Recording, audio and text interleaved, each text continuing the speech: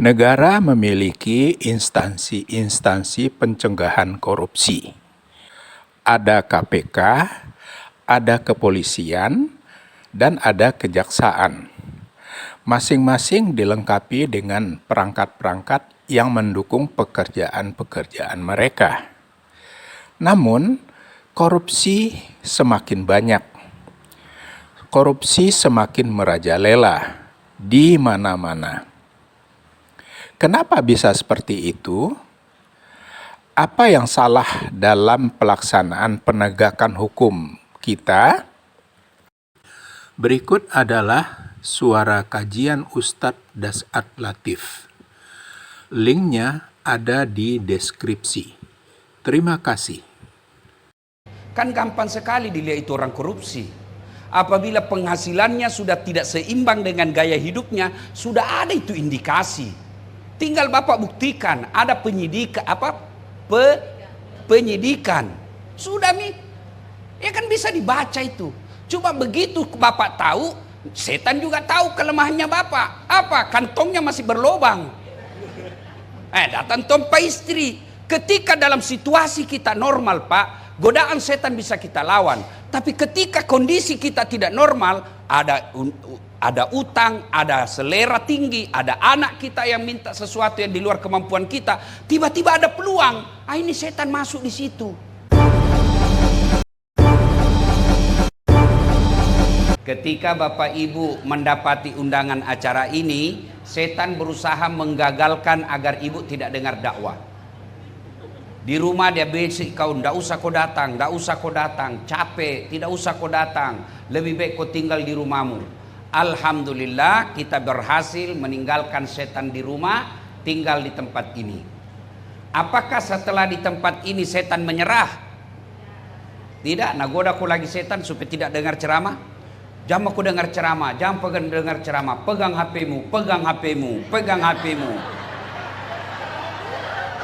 Orang yang pegang HP ketika saya ceramah sesungguhnya kena godaan setan. Bagaimana kau mau dengar ceramah kalau sibuk kau begini?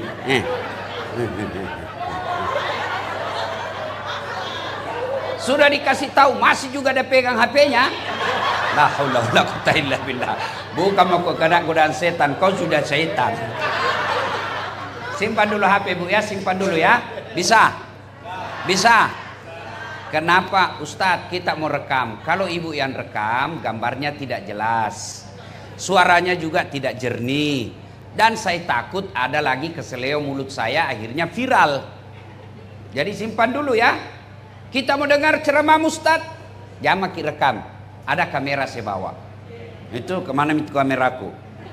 Ini di sini. Ini di kamera saya bawa. Tapi kau bawa pulang kamera Ustadz, gampang. Nonton YouTube. Sudah nonton, jangan lupa like and share.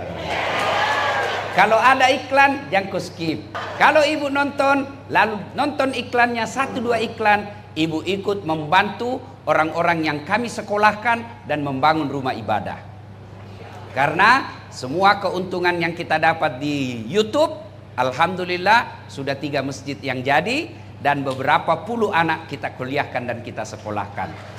Dari mana Ustadz dapat? Bukan korupsi. Tapi dari mana? Itulah yang Bapak Ibu nonton YouTube saya. Maka jangan lupa like and share. Ya, jangan ketawa, saya serius ini. Kalau artis kau follow, apa kau dapat? Nah ini, dengarkan ibu-ibu. Kalau artis kau follow, apa kau dapat? Head on, hai guys. Kita lagi di Jepang guys. Mengikuti pengantin ini yang mewah sekali guys. Ternyata perampok. Apa kau dapat itu? Tapi kalau kau follow Ustadz, dapat kau ilmunya pahala. Kau amalkan ilmunya pahala. Kau sebarkan lagi ilmunya pahala. Banyak pahala kau dapat. Tapi kalau artis, apa kau dapat? Makan share lagi. Kita lagi ini 1 piring sekian guys. Apa kau dapat?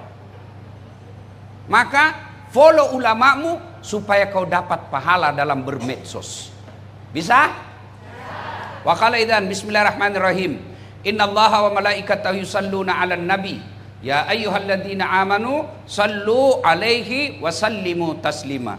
Sesungguhnya Allah dan para malaikatnya bersalawat kepada Rasulullah Muhammad sallallahu alaihi wasallam, maka wahai orang-orang yang beriman, bersalawatlah kalian kepada Rasulullah dengan sebaik-baik salawat. Sadaqallahul azim, maha benar Allah dengan segala firman-Nya.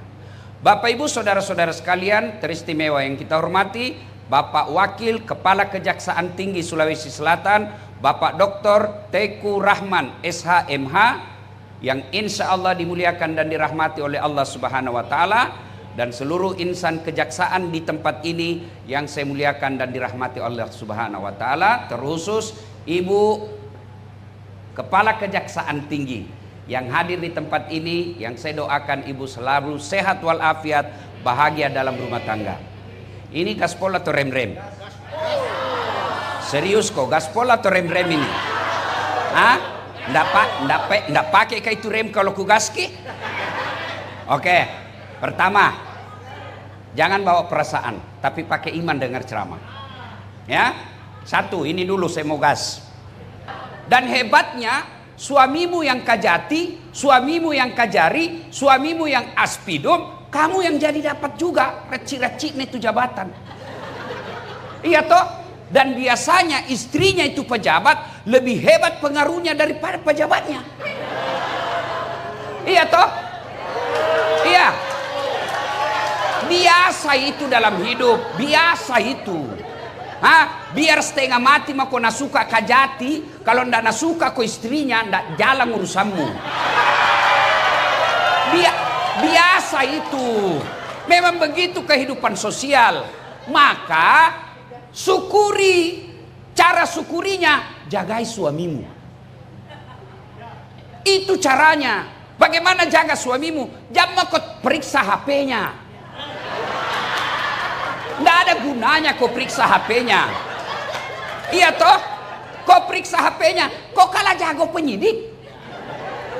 Nah kasih lihat kau HP-nya satu, masih ada 4 di kantornya. Untuk apa? Untuk apa kau periksa HP-nya? Kalau kau sayang kepada suamimu, jaga dia dalam bekerja. Manusia pertama yang melakukan pembangkangan kepada Allah itu jabatannya Nabi, bukan kajati. Nabi jabatannya. Siapa? Adam alaihi salam. Kalau ada pegawai negeri, Nabi tahu gajimu itu pegawai negeri. Biar kau pun tampanting tak. Kalau banyak uangmu ndak ada bisnismu yang lain, pasti kau salah gunakan jaksamu. Apa yang kau banggakan? Jam yang kau marah, kau tonji bilang gaspol. Apa yang kau banggakan? Maka istri yang baik, dia jaga suaminya, dia jaga marwah suaminya. Daeng, ajak mu papa siri-siri. Namode tamasogi, tapi detomu balu ya lemu. Itu istri yang baik. Dan kau pergi pengajian, pulang kau kompori suamimu. Apa itu? Baru 4 tahun jasa suamina. Dede, mobilnya bagus na pak. Kita 10 tahun maki, itu terus. Mobil 1 juta umat. Ya ketawa, saya serius sini. Bu, tolong jawab pak. Ada 2 perempuan. Satu tinggi jabatannya suaminya, tapi pakaiannya tawa ala kadarnya, bersahaja hidupnya. Satu tinggi jabatan suaminya tapi glamor. Mana yang mulia di hadapan ibu? Mana? Yang orang akan cerita kebaikannya, apa namanya lewat? Siapa itu? Istrinya kajati itu. Masa? Iya be. Baik na tahu pak anunya di. Biasa ji pakaiannya, penampilannya. Itu temanku baru 2 tahun jasa dede, istrinya kayak toko emas berjalan. Siapa yang Allah angkat derajatnya? Orang yang rendah hati, orang yang santun ngomongnya, orang yang hidupnya bersahaja. Itu bahkan meskipun suaminya sudah pensiun akan dijadikan teladan. Dan ibu tahu itu semua, tapi tidak sampai di hati. Kenapa? Setan halangi kok. Nah kalau ada istri jaksa, penampilannya mewah, pasti kau dicibir, pasti kau dicerita, cuma tidak berani cerita di depanmu. Nasabi, Allahu Akbar. Ibu-ibu cintai suami. Caranya, pergi suamimu kerja, sholat duha kau di belakang dulu. Kau doakan suamimu. Supaya apa? Kalau Allah kabulkan doa istrinya, tidak ada satupun insan manusia yang bisa menghalangi karir suamimu kalau sudah Allah kasih. Jangan mau kau cari muka sama istri kajati, istri kajari, istri dan capek. Tidak ada harga dirimu.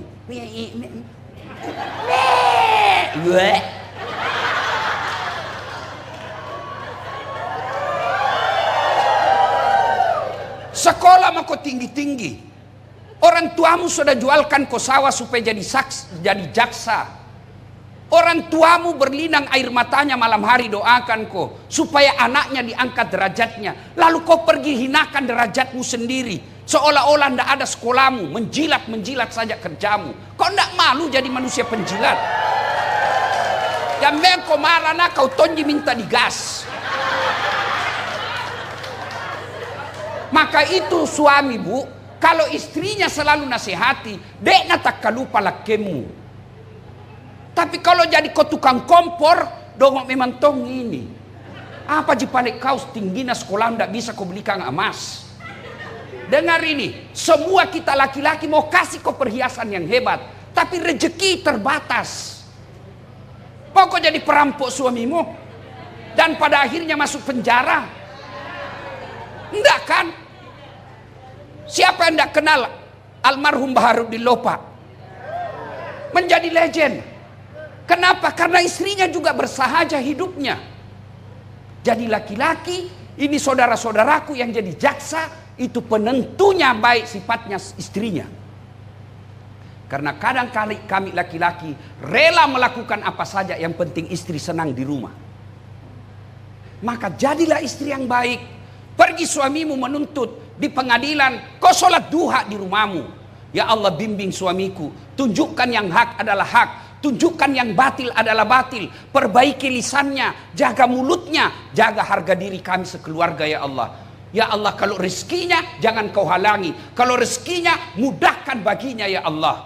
Sudah itu ku WhatsApp suamimu, bang jangkit cemas, jangan menghalalkan segala cara. 8 rakaat saya doakan kita di dalam sholat duhaku. Insya Allah tolong ki. Salam sayang selalu dari istrimu di rumah. Ini tidak. Pergi suaminya kasihan cari nafkah. Kadangkala setengah mati tidur begadang di kantornya supaya dia baik karirnya dan berdampak sama istrinya. Baru 10 menit pergi istri suaminya pergi mima gosip. Tawaf di komplek. Nah kelilingi semua itu rumah, cari bahan, baku gosip. Lalu kalau begini hidup kita sebagai istri, apa fungsi tak sebagai istrinya suami tak dalam cari nafkah? Maka istri yang baik, lindungi suamimu, jaga suamimu, ingatkan dia sholat, ingatkan dia amar ma'ruf nahi mungkar. Maka suamimu jadi saksa, kamu juga dapat pahala keadilan di akhirat kelak. Ini yang disebut istri yang mampu menolong suaminya. Coba makin lihat di medsos, berapa banyak kasihan laki-laki yang karirnya baik, yang sekolahnya tinggi, terpaksa dipermalukan di medsos gara-gara istrinya yang hedon. Kalau bukan saya nasihati ibu siapa lagi? Nggak mungkin kita mau dengar suami tak.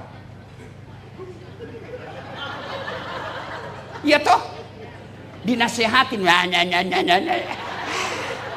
Maka kalau bukan saya, siapa lagi mau nasihati ki? Kalau bukan ulama, siapa lagi mau nasihati ki? Mertua tak kita tidak dengar, ipar tak kita tidak dengar, orang tua tak kita tidak dengar, apalagi suami tak. Itu gunanya diundang ki pengajian di sini. Ya. Dengar, poin kedua. Ini perempuan di patolo-tolo. Glowing. Apalagi itu? Bleaching. Apakah itu namanya apa itu? Skincare. Itu yang kasih habis suanu. Apakah itu nabutuhkan suamimu yang glowing-glowing? Bukan, hatimu yang bagus dibutuhkan suamimu. Mau kau saya kasih bukti? Mau kau saya kasih bukti?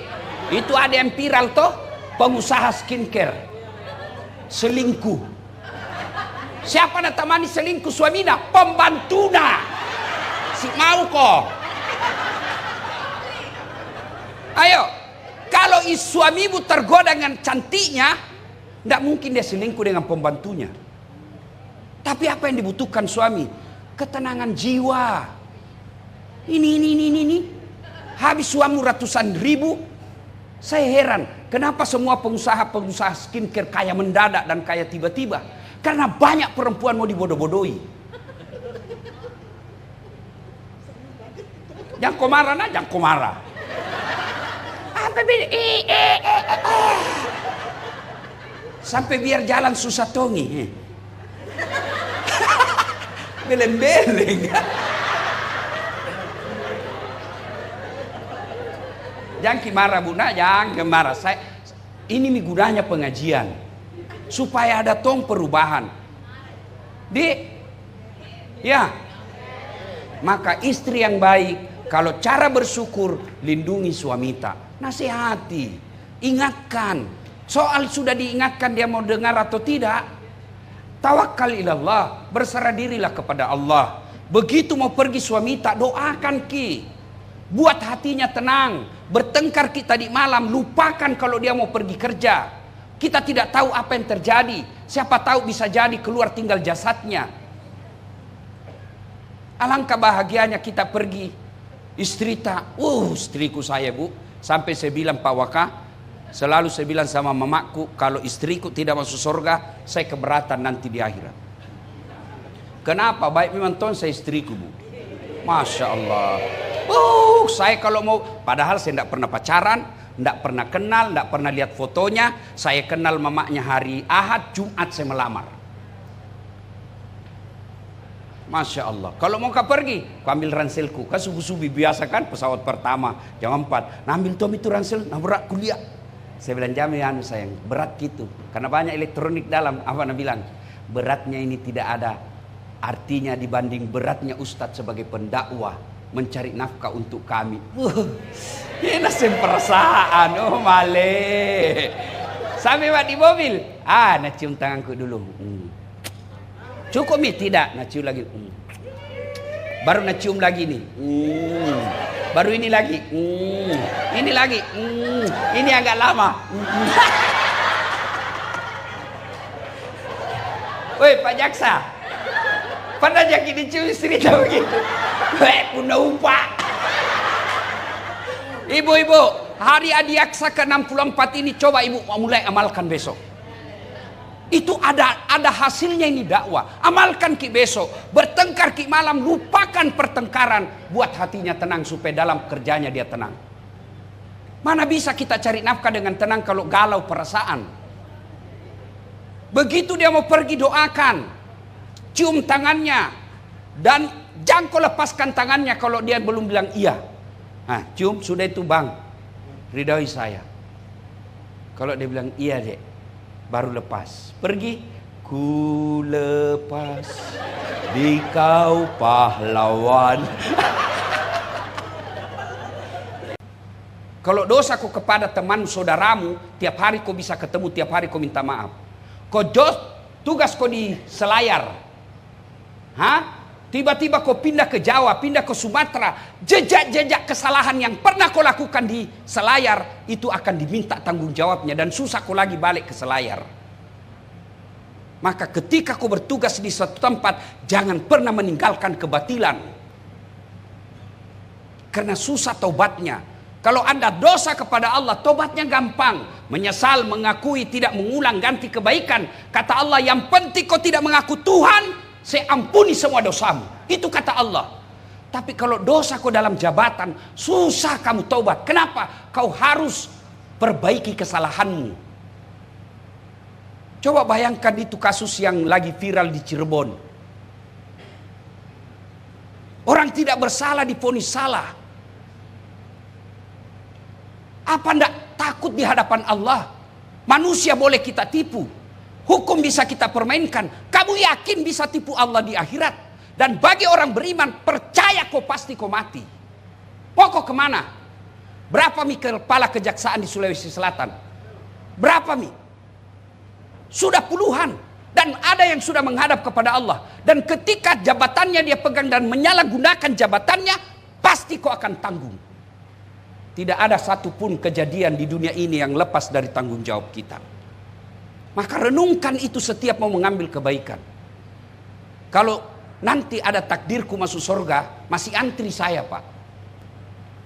Misal, ulama Indonesia, ulama Sulawesi Selatan masuk surga. Masuk surga, Bu, tapi masih antri. Lama baru sampai. Kenapa? Ulama NU, ulama Muhammadiyah, ulama Wahda Islamiyah, ulama MUI, ulamanya dari Pinrang, dari Sidrap. Berapa itu, Pak? Tapi begitu malaikat katakan kepala kejaksaan tinggi Sulawesi Selatan, tidak perlu antri, Bapak sendiri masuk, Pak. Tidak ada satu jika jati di Sulawesi Selatan. Maka keliru kalian saudara-saudaraku yang Allah titipkan amanah tidak menggunakan jabatan itu masuk surga. Dan ketika menyalahgunakan amanah, Allah akan tuntut kita. Saudara-saudaraku yang pernah menyalahgunakan amanah di kantor ini, susah tobatnya. Misal, ngambil barang-barang kantor. Susah itu tobatnya. Pertama, kasih kembali itu barang. Tidak bakal diterima tobatnya kalau masih kau ambil itu. Maka saudaraku yang pernah menjadi kepala kejaksaan negeri, dan ketika pindah rumah jabatan, hilang itu rumah-rumah jabatan. Hilang kulkas, gorden, AC. Ya kau ketawa, serius kayak ini. Palisu memang dibaca. Kasih kembali kau, selama kau tidak kasih kembali, tobatmu tidak akan sah. Dan itu disuruh pikul. Disuruh pikul di Padang Masar. Bapak kan selalu lihat itu pengadilan. Antri kan orang diadili, Pak. Coba orang kalau di tahanan sudah dinyatakan tersangka, mereka kan berdoa, adili Kak cepat, kasihan. Kalau salah Kak ponis berapa tahun. Kalau saya adili saya, kalau tidak salah lepaskan saya. Begitu juga di Padang Masar nanti. Kita ngantri untuk diadili. Itu kalau di Kejaksaan Tinggi, Kejaksaan Negeri Makassar, berapa Ji? Mungkin 200 sampai 500 yang ngantri. Tapi kalau di Padang Masar, dari Adam sampai kiamat, berapa triliun manusia itu? Dan satu jejak pengadilnya, satu jejak. Kenapa? Satu Allah, satu loket, diantri triliunan manusia. Dan pada saat antri itulah, Pak, disuruh pikir itu barang-barang negara yang pernah kita ambil. Lewat mikodong kepala tata usaha. Lihat bapak paling yang ngambil itu. Sudah. Keranton saya lihat. Sudah ada di situ ditulis inventaris kantor kejaksaan tinggi. Ada di rumahnya. Astagfirullah. Kasih kembali. Kasih kembali, Pak. Sebelum Bapak pensiun, kasih kembali memang, Pak. Jangan main-main, Pak. Ini bagi orang yang beriman. Kalau Bapak masih percaya akhirat. Beda kalau Bapak sudah tidak percaya akhirat. Nah bilang orang Bugis, pigau ini melawan pigau. Orang Bugis bilang, tantenton janjenjong. Tangi tamulo, tangi taku, jame jamaku, jame jamamu, wita topi na witai. Wita totu lah cilaka. Jangan punya prinsip begitu. Bagi kita orang beriman, ayat yang dibacakan tadi ketua panitia, yang saya yakin ini prinsip efisiensi. Ya toh? Dia Tommy ketua panitia, dia Tom Kori, dia Tom pembaca sari tilawah. Masyaallah. Mantap ini. Efisiensi, tapi dua selaras. Dua pelona. Mudah-mudahan tidak salah kasih sama saya. Ya, Bapak saudara-saudara sekalian, kembali lagi ya. Mari laksanakan tugas Bapak. Saya menghimbau kepada diri saya, kepada adik-adik yang baru jadi jaksa, kepada kakak-kakak yang sudah jadi jaksa, jadikanlah kejaksaan ini sebagai ladang amal. Kan gampang sekali dilihat itu orang korupsi. Apabila penghasilannya sudah tidak seimbang dengan gaya hidupnya, sudah ada itu indikasi. Tinggal Bapak buktikan, ada penyidikan. Sudah ya kan bisa dibaca itu. Coba begitu Bapak tahu, setan juga tahu kelemahannya Bapak. Apa? Kantongnya masih berlobang. Datang tompa istri. Ketika dalam situasi kita normal, Pak, godaan setan bisa kita lawan. Tapi ketika kondisi kita tidak normal, ada utang, ada selera tinggi, ada anak kita yang minta sesuatu yang di luar kemampuan kita, tiba-tiba ada peluang, ini setan masuk di situ. Maka Bapak saudara-saudara sekalian, gunakan. Saya bukan sarjana hukum, tapi saya heran, fungsinya kan ada namanya pencegahan, ada pemberantasan. Mestinya yang diprioritaskan bukan pemberantasan, tapi pencegahan. Saya heran kalau tidak bisa dicegah ini korupsi di Indonesia. Gimana ceritanya tidak bisa dicegah? Nah 3 koja itu 3 lembaga. Ada polisi, ada jaksa, ada KPK. Coba 3 lembaga yang menangani ini. Dan kalian penegak hukum diberikan konstitusional untuk apa? Untuk menyadap teleponnya ini para pejabat. Nah kalau dia sudah baku telepon kan kamu dengar. Saya ini masyarakat sospol. Nggak tahu saya soal yang begituan. Tapi kan di media kita baca. Ada di sana para teleponnya itu para pejabat. Maka dia ganti nomor-nomor luar negeri. Dia pakai HP beda itu HP. Tapi nggak mungkin. Pasti bisa dilacak. Maksud saya. Kalau kau sudah dengar. Itu pembicaraannya. Pak Wali. Ya Ustadz. Ada proyek itu. Nggak bisa begitu. Bapak kan dengar. Mestinya langsung telepon. Dasaat. Ku dengar kau itu mau kong kali kong. Berhenti kok. Kalau tidak mau kau berhenti, saya tangkap kok. Itu namanya pencegahan. Dan saya tidak usah kursusi Bapak. Bapak lebih tahu. Hanya untuk mengingatkan. Itulah fungsi dakwah. Supaya apa? Bapak pensiun, tenang perasaan, tidak kena serangan jantung. Coba kalau Bapak menghalalkan segala cara. Banyak melanggar aturan-aturan ketika aktif. Begitu Bapak pensiun, hilang jabatan, hilang kekuasaan, mulai makin peras orang. Allah sudah menurunkan hukumannya. Apa pertama hukuman Allah? Post power syndrome. Mulai depresi. Yang tadinya jalan selalu dikawal. Yang tadinya ada protokolernya. Yang tadinya ada fasilitas. Tiba-tiba hilang semua. Mulai depresi. Depresi, hidup susah tidur, mulai datang penyakit. Penyakit apa? Dilarang makan gula. Dilarang makan garam. Dilarang makan nasi. Dilarang makan daging. Dilarang makan ikan. Apa yang bisa nama makan? Ubi rebus. Uangnya itu 10 miliar. Tapi nasi dilarang makan. Apa gunanya itu 10 miliar kalau dilarang kau makan nasi? Pergi dokter, nah bilang hasil penelitian Bapak selama ini karena jarang kena matahari. Mulai besok Bapak aktif, tolong dari jam 7 sampai kira-kira jam 9 Bapak jalan jangan pakai baju. Kena matahari. Jangan pakai celana panjang Pak, yang pendek saja supaya kena semua bahan tak matahari. Jangan pakai peci. Apalagi dok, dia bilang jangan pakai sandal Pak supaya refleksi ke kita. Kelilinglah dia di kompleknya Pak. Mulai jam 7 sampai jam 9 ndak pakai baju. Ndak pakai sandal. Apa bedanya sama gembel? Pacal lamanan ero demu sengalemu. Lewat kau nak cibir kau semua orang. Itu sudah azab Allah itu. Agar tidak terjadi seperti itu sebelum segalanya terlambat.